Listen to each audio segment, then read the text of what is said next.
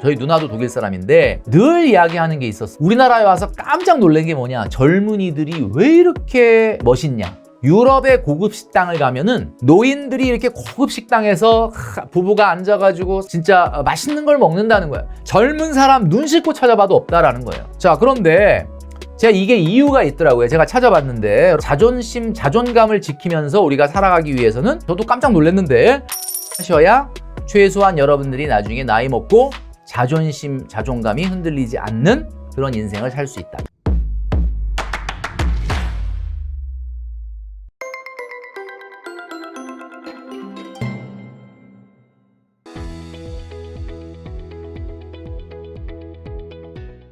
네, 혼쭐이 여러분 안녕하십니까? 돈으로 혼쭐 내는 남자 누구겠습니까? 바로 돈줄남 김경필입니다. 오늘 이 시간에는 의무저축이라는 게 있거든요. 여러분, 경제활동을 하는 기간 동안에 반드시 해야 되는 그 의무저축이라는 게 어떤 개념인지에 대해서 말씀드릴 테니까요. 영상 끝까지 시청해 주시면 좋겠습니다. 자, 하이엔드 소금쟁이가 드디어 방송을 시작을 했는데요. 1회, 2회, 사실 좀 긴장을 많이 했는데 3회, 4회부터는 뭐 굉장히 이제 세찬 씨나 찬원 씨나 세영 씨랑 케미가 폭발하면서 아주 재밌게 지금 작업을 하고 있고 찍고 있습니다. 여러분 많이 사랑을 해주시면 좋겠고요. 화요일 날 저녁 8시 55분 KBS 2에서 방송이 되니까 많은 성원을 부탁을 드립니다. 자, 오늘 말씀드릴 것은 경제활동 기간 하는 동안 우리가 반드시 의무저축이라는 개념이 있다라고 말씀을 드렸는데요. 제가 얼마 전에 라디오를 들었습니다. 제가 좀 최애하는 이 프로그램 중에, 라디오 프로그램 중에 이 알렉스라는 분이 나오는 프로그램이 있어요. 뭐 매번 듣는 건 아니죠. 대중교통에 있을 때는 못 듣고 차 안에 있을 경우에 제가 라디오를 주로 듣는데, 얼마 전에 이 알렉스 씨가 이제 진행하는 아침에 라디오 프로그램에서 요런 사연이 아니라 요런 문제? 요런 게 나왔습니다. 이게 뭐였냐면, 적금 만기를 타면 무엇을 할지 우리 청취자 여러분들 좀 보내주세요 라는 어떤 그런 게 있었습니다.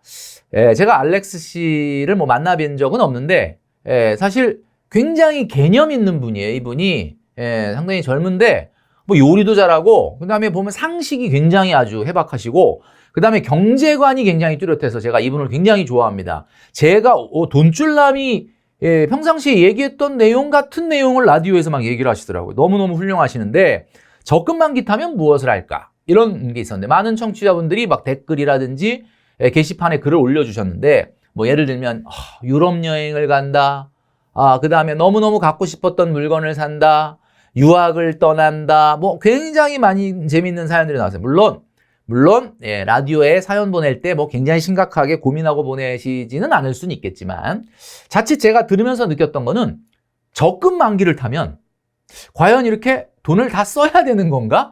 약간 이런 생각을 했어요. 왜냐하면 오로지 돈 쓰는 내용만 나오니까. 근데 여러분 아시겠지만 적금이라는 거는 제가 돈줄남이 정의하는 거 있지 않습니까? 돈줄남의 정의에 의하면 저축과 소비는 무슨 차이가 있느냐? 저축은 자산으로 가는 게 저축이고 소비는 써서 없어지는 거 아닙니까? 자, 그렇다면 저축이라는 건 뭐예요? 1년 후에, 2년 후에, 3년 후에 타면 그 돈을 어딘가 소비하는 게 아니고 뭐다? 자산을 향해서 뭐 다시 재투자가 돼야 되는 거예요. 그러면 그 얘기는 무슨 얘기냐면, 적금 만기 타서 뭐 놀러 가고 뭐 사고 갖고 싶었던 것들을 해결한다라고 하면 이것은 저축이 아닌 거죠. 바로 연기된 소비일 뿐이다라는 이야기입니다. 물론 뭐 라디오 들으면서 뭘 그렇게 심각하게 들었어? 라고 얘기하시면 뭐 저도 할 말은 없는데, 어쨌든 그 생각이 들어서 한번 말씀을 드렸습니다. 자, 이게 무슨 얘기냐? 여러분, 월급은 말이죠. 월급은 우리 혼쭐 여러분들은 너무너무 잘 알고 계시겠지만 내 돈이다? 아닙니다. 월급은 내 돈이 아닙니다. 물론 내 돈이 일부가 있겠지만 월급은 바로 공금이다라는 말입니다. 그래서 우리가 내돈내산이라는 말은 어떤 사람만이 할 수 있는 거죠? 월급을 받아서 그 월급에서 의무저축을 빼고 남은 내가 이달에 마음대로 써도 되는 돈을 쓰면서 내 돈 주고 샀다 그러면 내돈내산이라는 말 맞죠? 그런데 저축 한 푼도 안 하면서 경제활동 기간에 내가 나의 경제력을 계속 지금 감가시키고 있지 않습니까? 오늘도 늙어가고 있고 한 달 월급 타면 받아야 될 월급이 줄어드는데도 저축은 한 푼도 안 하면서 이 돈을 쓰면서 내돈내산 이런 말 하면 안 된다라는 거죠. 월급은 내 돈일 수도 있지만 이게 엄연히 공금이기 때문에 공금 관리를 하셔야 된다라는 겁니다. 자, 제가 왜 이렇게 강조를 하느냐? 진짜 100세 시대가 됐거든요. 진짜 100세 시대가 됐어요.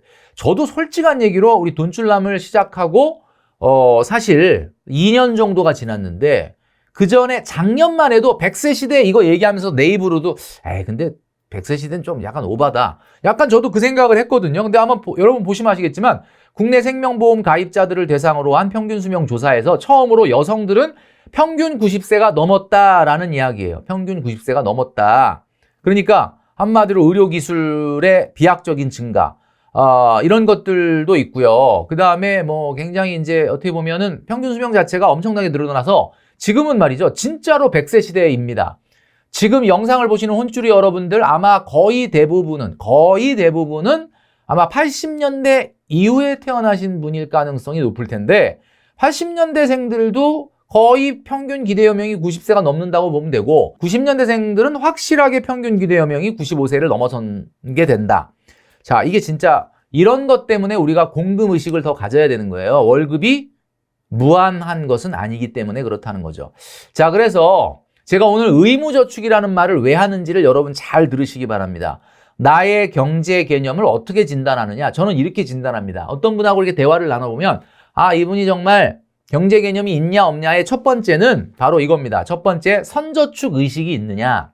저축을 많이 하든 적게 하든 상황에 따라 다른데 먼저 해야 되겠다라는 저축을 떼어놓고 시작을 하는지 아니면 그냥 뭐 쓰다가 요즘 양심상 요건 좀 저축해야 되겠다. 이렇게 쓰고 남은 걸 저축하는지.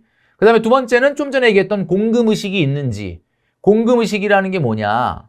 제가 진짜 깜짝 놀란 게 말이죠. 갑자기 여기서 또 양세형 씨 얘기를 하게 돼서 좀 죄송하긴 한데 양세형 씨랑 대화를 나누면서 느꼈던 게 이게 희한하게도 이분도 여태까지 거의 데뷔한 지가 거의 20년 됐다는데 요번에 처음 쇼핑을 하셨다고 하더라고요. 백화점 가서. 그러니까 한마디로 백화점 가서 뭐 사고 싶은 거 사는 거 이번이 20년 만에 돈 벌고 처음 했대요. 그러니까 이 머릿속에 무슨 생각이 있냐면 돈 벌면 이거는 나의 미래가 조금 불확실하니까 그걸 위해서 써야지. 내가 지금 뭐 돈 조금 잘 번다 그래서 이런 생각이 없더라는 얘기죠. 와, 내가 깜짝 놀란 게 내가 유튜브에서 막 얘기하는 내용을 거의 실제 경제 개념으로 갖고 계시더라고요.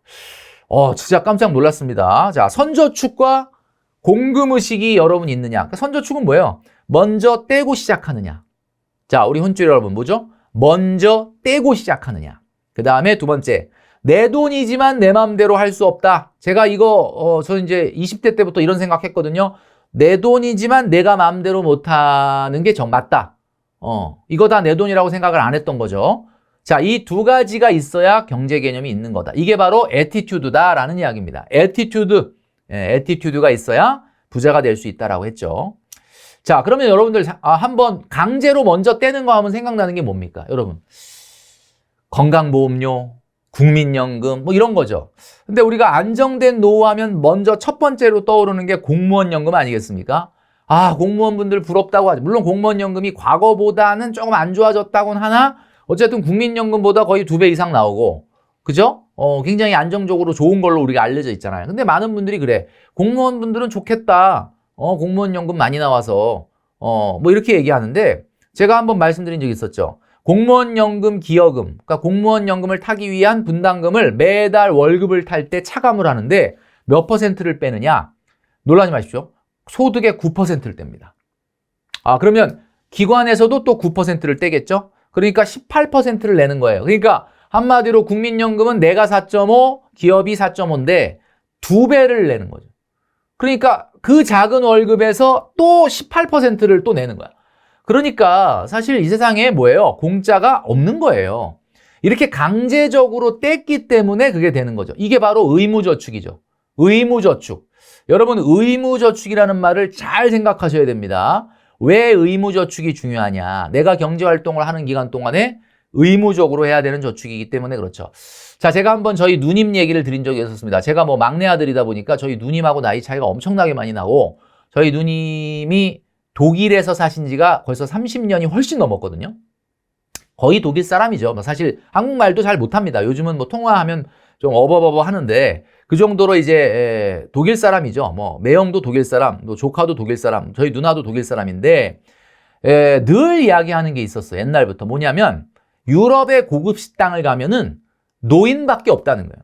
노인들이 이렇게 고급 식당에서 부부가 앉아가지고 사랑스러운 눈빛을 교환하면서 진짜 맛있는 걸 먹는다는 거예요. 젊은 사람 눈 씻고 찾아봐도 없다라는 거예요. 이 얘기는 제가 지어낸 얘기가 아니라 저희 누나가 이제 한 5년에 한 번씩 이제 한국을 들어오시는데 그때 이제 들은 내용입니다. 그래서 노인 부부가 굉장히 많다. 그리고 우리나라에 와서 깜짝 놀란 게 뭐냐. 젊은이들이 왜 이렇게 멋있냐. 그러니까 독일 같은 경우는 뭐 유럽이 다 그런지는 잘 모르겠고 독일 같은 경우는 젊은이들은 거의 화장을 안 한다고 하더라고요. 그리고 화장하는 건 다 노인분들만 화장을 하고 유럽의 고급 식당에는 노인밖에 없고 젊은이들은 돈이 없기 때문에 왜냐하면 워낙 많이 떼잖아요. 월급에서 뭐 거의 30-40% 이상 사회보험과 세금을 떼다 보니까 그러다 보니까 돈이 없대요. 근데 이게 뭐냐? 독일의 사례를 보니까 저희 누나가 이제 연금으로 생활을 하고 계시는데 중요한 게 자기가 마지막으로 받았던 소득 그러니까 은퇴하기 바로 직전의 소득이 얼마나 높습니까? 가장 높잖아요. 그 소득의 70%를 국가가 죽을 때까지 보장을 한다. 와, 여러분 한번 상상해 보세요. 지금 월급이 아니고 여러분들이 은퇴할 때 가장 높았던 소득의 70%를 그냥 죽을 때까지 주는 거예요. 그러면 이게 어떻게 노후가 얼마나 해피하겠습니까? 그죠?